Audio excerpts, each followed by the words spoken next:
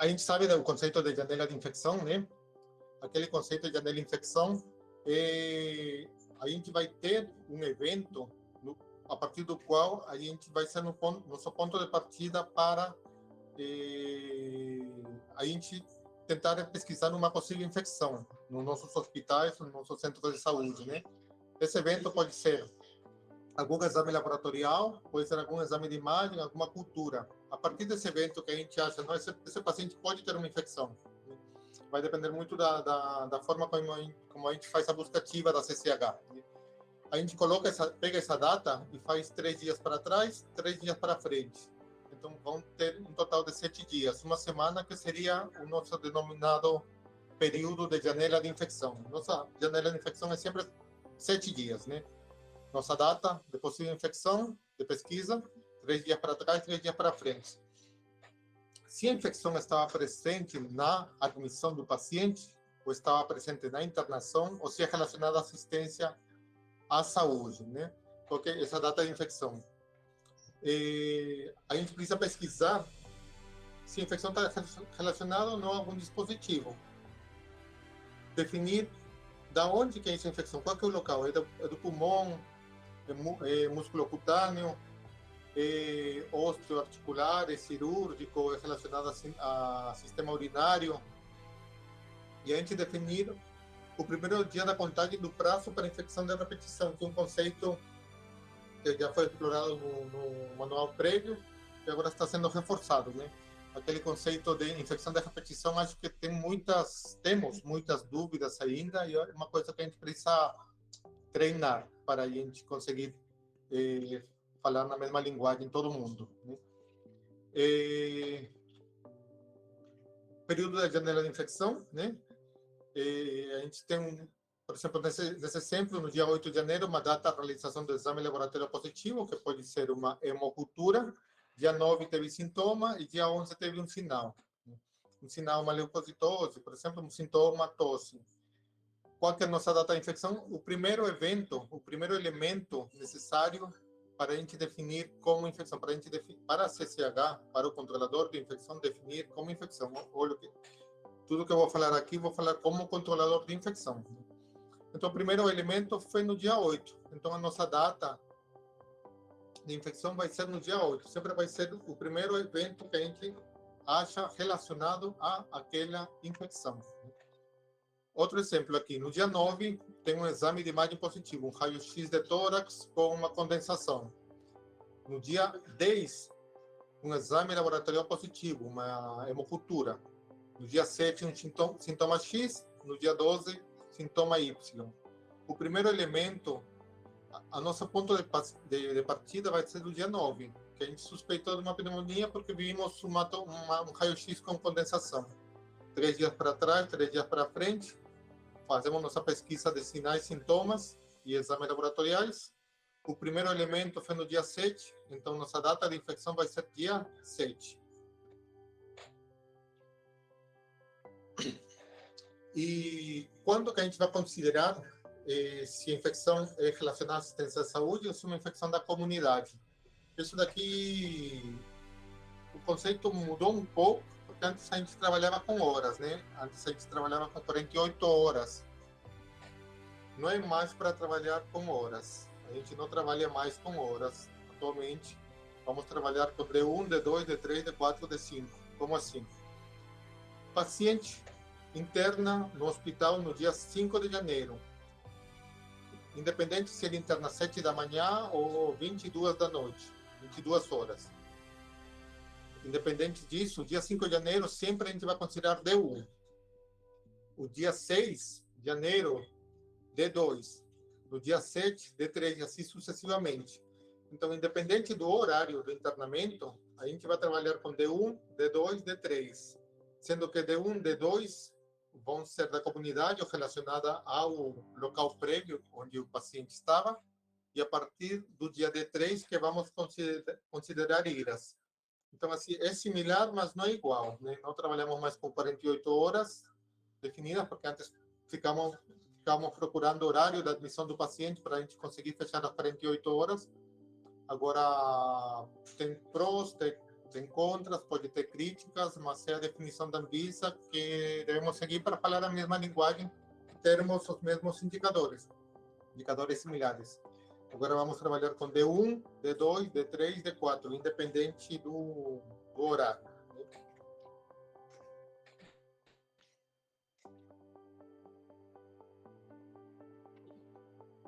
Desculpa, pulei um aqui, pronto. Um exemplo aqui. Temos um paciente que no dia 8 de janeiro, ele apresentou uma cultura de urina, uma E. coli acima de 10 a 5 unidades formadoras de colônia, nosso ponto de partida para ir atrás de uma infecção, uma possível infecção. 3 dias para trás, 3 dias para frente, para formar nossa janela de infecção, e vemos que no dia 6 de janeiro teve febre, que seria o primeiro sintoma relacionado àquela infecção. Esse dia 6 foi no D2 do tratamento do paciente. Em consequência disso, essa infecção já estava presente na admissão. Não vai ser considerada IRAS. Só seria considerada a partir do D3. Paciente em uso de um dispositivo invasivo, né? A gente sempre, para como a gente associa a uma IRAS a um dispositivo invasivo, ele tem que estar utilizando qualquer dispositivo invasivo, os 3 principais que pesquisamos, né? No máximo, um período maior a 2 dias consecutivos. Então, não trabalhamos com horas, vamos trabalhar também com dias, D1, D2, D3 do dispositivo. E considerando ou estava em uso do dispositivo, ou o dispositivo foi removido no dia anterior. Então, mesmo o paciente retirando o dispositivo no dia X, até o dia X mais 1, a gente vai considerar associado ao dispositivo. X mais 2 dias não é mais considerado.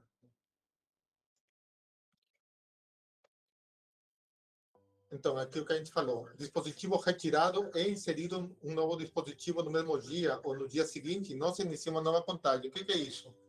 Quando a gente faz contagem de dispositivo, né, do dia do dispositivo invasivo, se esse paciente retira o dispositivo, um catéter central, no dia 10 de janeiro, retirou o catéter central e colocou um novo catéter central no mesmo dia 10 de janeiro, a gente continua contando de 11, de 12, de 13.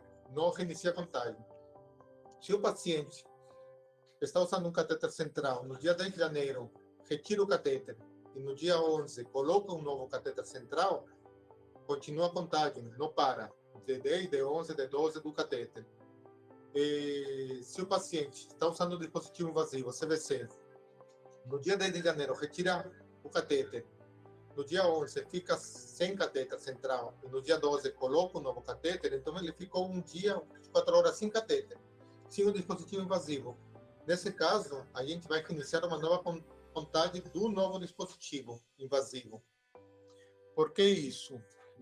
Porque, dependendo onde cai nossa data de infecção, talvez esse evento não seja relacionado a dispositivo invasivo. Então, é um exemplo que a gente vai ver um pouquinho mais para frente. Esse daqui, o texto foi mais ou menos o que eu falei. Se o paciente já internar com dispositivo invasivo instalado, o hospital vai fazer a contagem daquele dispositivo no dia que ele internou. Ou seja, a contagem vai ser para o hospital, não mais contagem do paciente. Se acontecer uma infecção antes da internação, essa vai ser relacionada do centro, ou do centro de assistência de saúde, da onde esse paciente veio, né? Se veio com dispositivo invasivo, provavelmente estava tendo alguma assistência em saúde. Internou com dispositivo, começa a contagem do D1 a partir do momento da internação.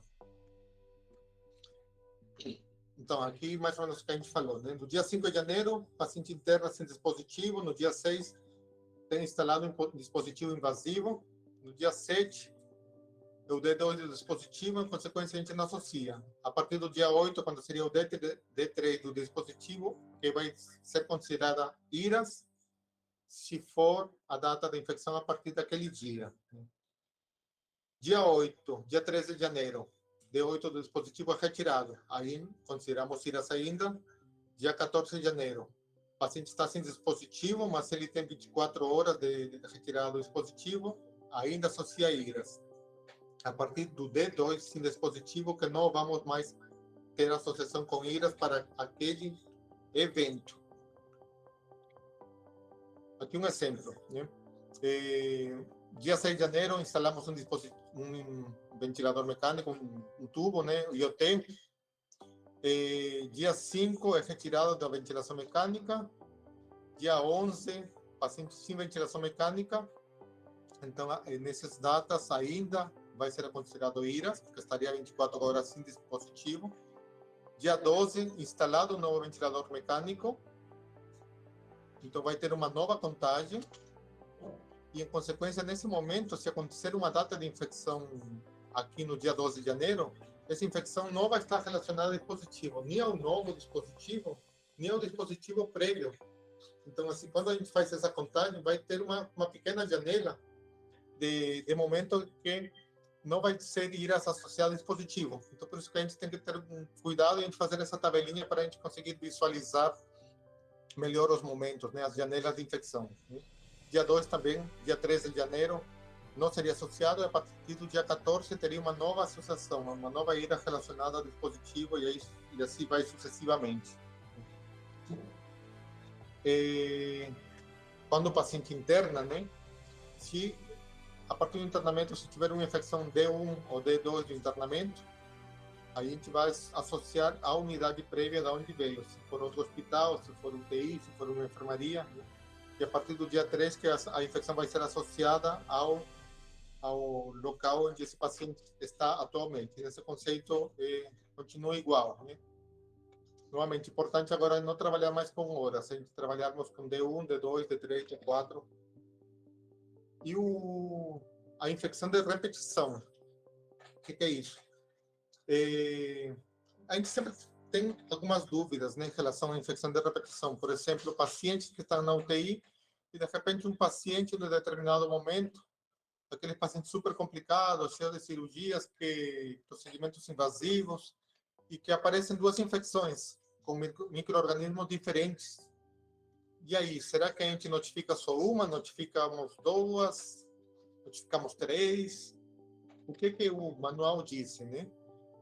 Aí tem esse conceito de infecção de repetição. Essa janela, esse novo conceito, vai ser uma nova janela de período de 14 dias. Né?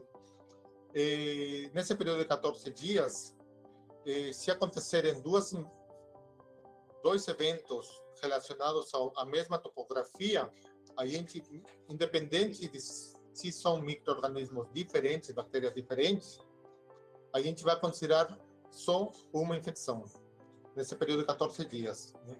Olho, tem que ser da mesma topografia. Se forem topografias diferentes, vamos considerar duas, independente da época, das datas. Mas se for a mesma topografia, é uma infecção só. A gente tem alguns exemplos que acho que fica melhor. Né? Então, a gente vai ter essa nova janela para infecções de repetição. Olho, o PIR se aplica apenas para a mesma internação. Portanto, caso o paciente tenha alta e retorne ao hospital, vai ser instalado contado um novo prazo. Né? Então, se nessa janela de infecção o paciente tem alta e retorna, a contagem começa tudo de novo. Tanto para PIR quanto para IRAS. Certo? Vamos exemplo que fica um pouquinho mais lúdico. Dia 6 de janeiro, uma cultura positiva por uma coagulase negativa. Dia 7 de janeiro, uma hemocultura positiva para coagulase negativa. Então, temos duas hemoculturas positivas por micro-organismo contaminante. Então, nosso ponto de partida para começar uma pesquisa. Se fosse só uma hemocultura contaminante, a gente ignora, né, para a CCH, né, não a parte clínica.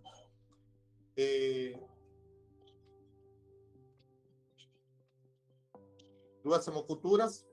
Então, a gente, nosso ponto de partida, 3 dias para trás, 3 dias para frente, vemos que no dia 5 de janeiro o paciente estava com uma febre. Então, a nossa data de infecção vai ser dia 5 de janeiro e a mesma data de infecção vai ser nosso início da contagem do PIR, da infecção de repetição.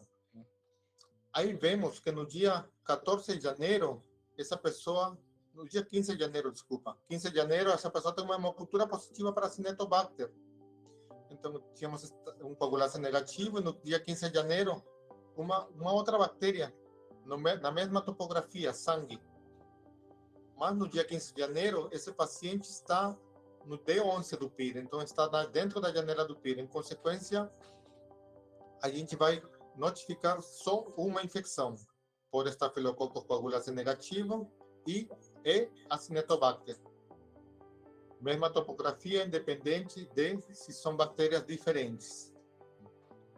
Sempre tomar cuidado se é ou não associado a dispositivo, a gente tem que fazer essa contagem de dispositivos na nossa janela de infecção, né?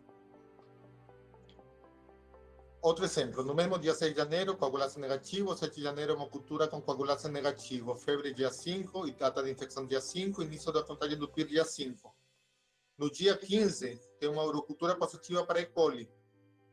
Escherichia coli, acima de 10/5, com febre 38,3. O que acontece? Essa nova infecção, essa nova contagem, está dentro do PIR, mas são topografias diferentes. Aqui é sangue, hemocultura de coaguláceo, e aqui temos urina. Então, nesse caso, apesar de estar dentro do PIR, vão ser duas infecções. Uma infecção primária e corrente sanguínea, e a outra, uma ITU, provavelmente associada à sonda de demora, sonda vesical.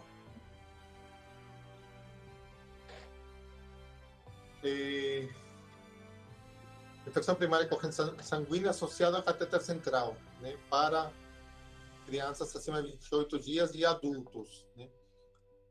Não muda muito, né, já não muda nada, né, a gente contar sempre como D1, né, o dia da instalação do dispositivo invasivo, né, ou um dia após a remoção dele, que é a nossa janela nosso tempo de consideração para o dispositivo invasivo. Se ele apresenta um microorganismo patogênico ou fúngico e o microorganismo identificado não está relacionado com o foco infeccioso. O que isso quer dizer? Quando a gente tem um microorganismo patogênico, né, quais são eles? Acinetobacter, Serratia, Proteus, Klebsiella, Escherichia coli no sangue, a gente não precisa de outros sinais e sintomas para ver se é uma infecção primária com corrente sanguínea. A gente precisa ver só os tempos, se ele está associado ao dispositivo ou não. E certificar de que essa cultura não está associada a algum outro foco infeccioso.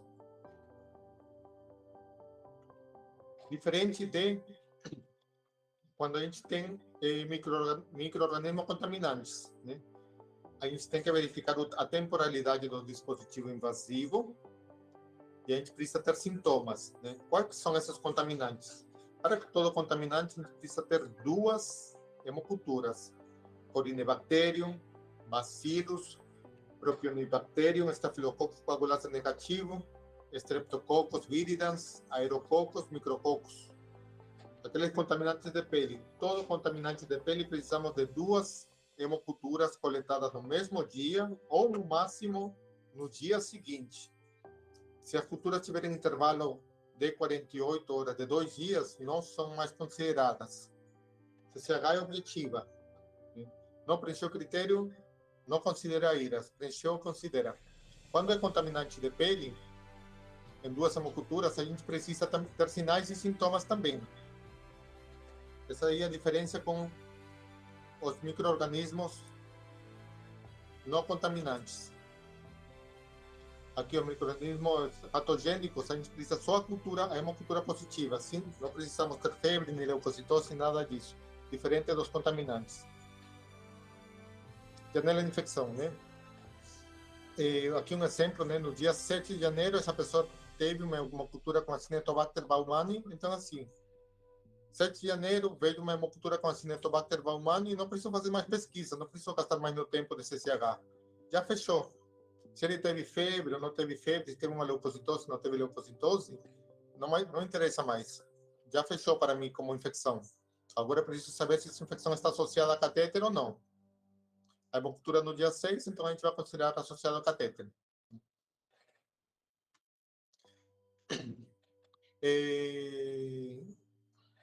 Só voltando aqui, um pouquinho aqui, lógico, assim, para a data de infecção, dependendo de onde está, às vezes é interessante ir atrás dessa contagem da febre, algum sinal e sintoma, só para saber a associação com data de associação com dispositivo invasivo ou não. Mas não precisa desses sinais e sintomas para fechar como IPCSL. Outro exemplo aqui, um estafiloepidermidis no dia 9, hemocultura. No dia 10, outro estafiloepidermidis, então são dias diferentes, mas um dia subsequente do outro, então eu considero. E do dia 6 de janeiro teve febre, no D4 do catéter, então é uma infecção primária corrente sanguínea associada ao catéter, está acima do D3, por estafiloepidermidis. Outro exemplo, no dia 8, tenho uma hemocultura por um estafiloepidermidis, novamente, microorganismo contaminante de pele. No dia 12, outra hemocultura com estafiloepidermidis. Nesse caso, tem um intervalo acima de 24 horas, então eu não vou considerar isso daqui como IRAS, né? Clinicamente, você pode pesquisar outras coisas, mas como IRAS, ela não vai entrar. Apesar de ter febre, a gente vai pesquisar clinicamente, vai fazer acompanhamento, mas não vai ser IRAS. A questão do pulmão, né?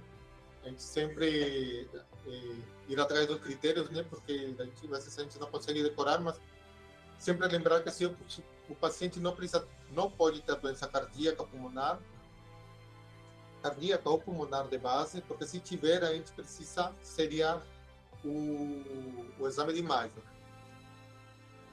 Pelo menos algum sinal e sintoma de febre, leucopenia, alteração de consciência, e pelo menos 2 sinais e sintomas de secreção purulenta, mudança do padrão ventilatório, apneia, taquipneia, tosse nova, uma escuta alterada, ou uma piora da troca gasosas, né? Então, sempre é soma de fatores, né? A gente precisa fazer esse levantamento, porque não é ou, é e.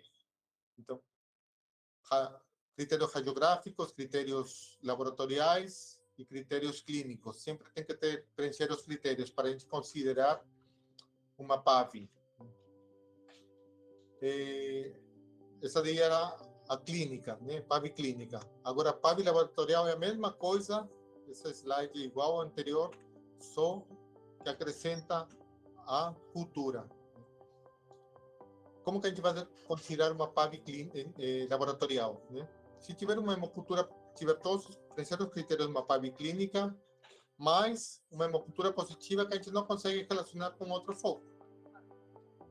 A gente vai considerar, se tem uma hemocultura positiva, pode estar com ácido central, mas a gente viu que na radiografia ou na tomografia tem uma imagem de condensação, uma imagem nova que a gente está considerando como pneumonia, a gente vai considerar esse agente da hemocultura para a PAV. Se tiver uma cultura positiva do líquido pleural, a gente vai considerar. Se tiver uma cultura quantitativa da secreção pulmonar, obtida por procedimento com mínimo potencial de contaminação, o que é isso?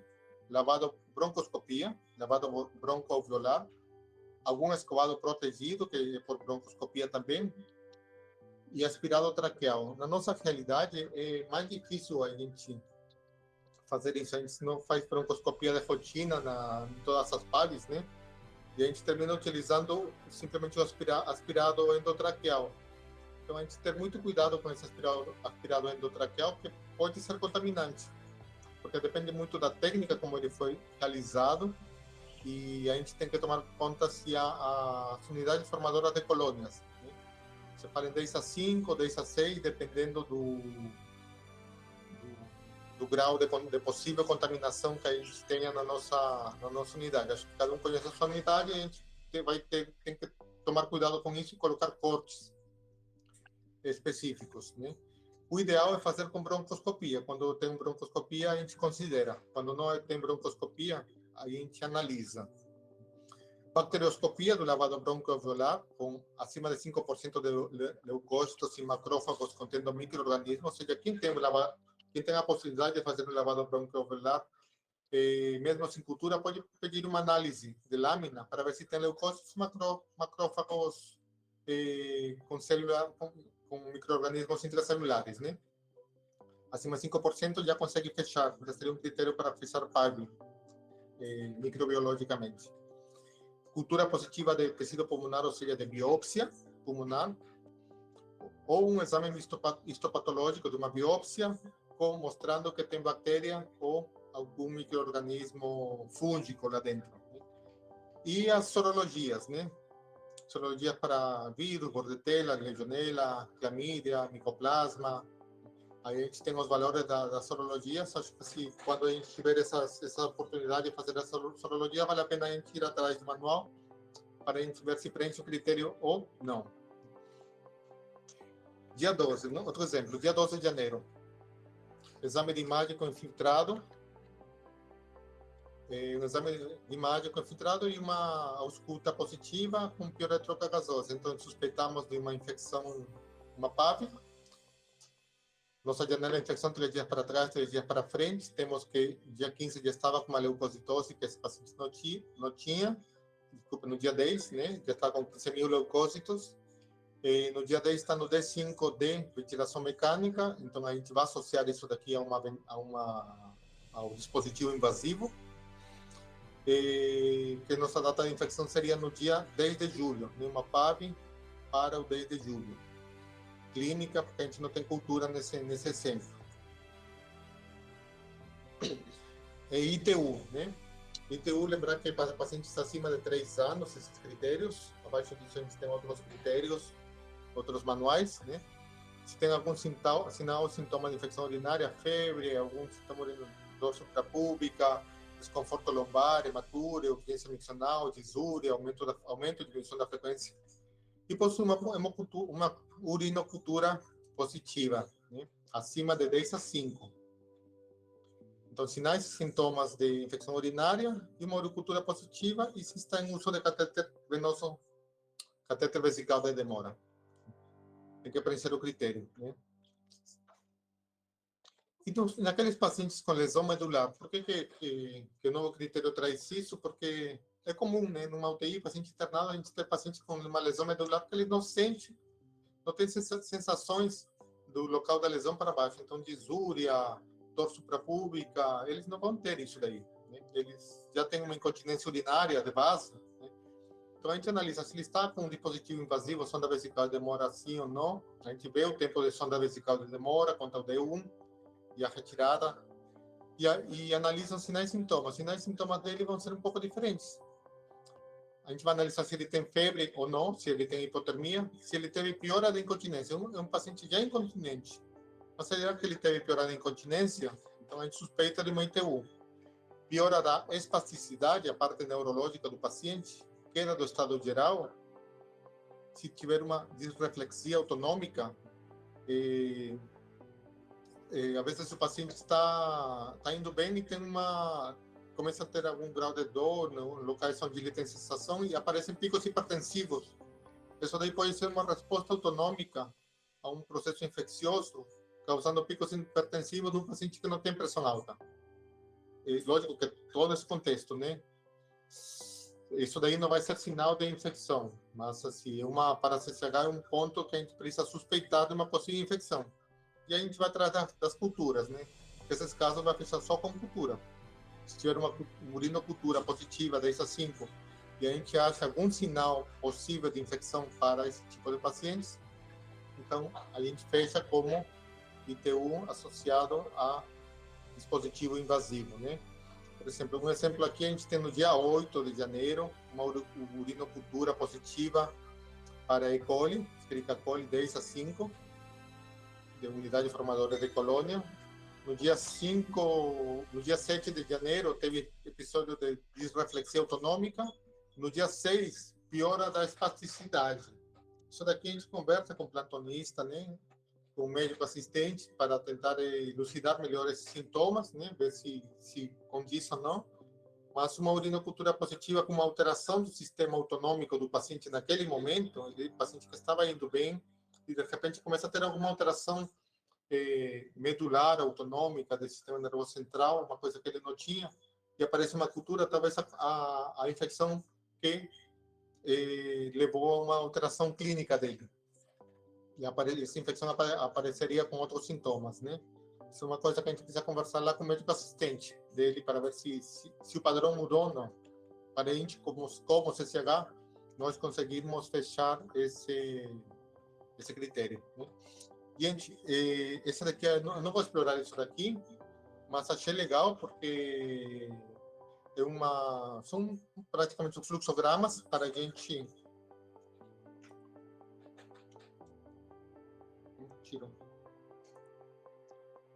São fluxogramas que achei interessante a gente imprimir e termos nas nossas pastas de CCH, né? Que ele já vem todo mastigadinho, como pensar os critérios para definir infecção primária de corrente sanguínea, os critérios para definir uma PAV, né? Dependendo do quadro clínico dos pacientes, a gente tem várias possibilidades nesse fluxograma, e critérios para ITU. Então, isso é super legal a gente imprimir termos e colarmos, né? No dia a dia, no nosso dia a dia, nosso trabalho do dia a dia. Isso daí está tudo no manual novo da Anvisa, né? A gente mandou lá no grupo da AVC, no site da AVC também está. Então, achei legal para a gente explorar um pouquinho isso daí. Bom, gente, era mais ou menos isso que eu queria falar para vocês, mais uma pincelada desses novos critérios para a gente discutir um pouco.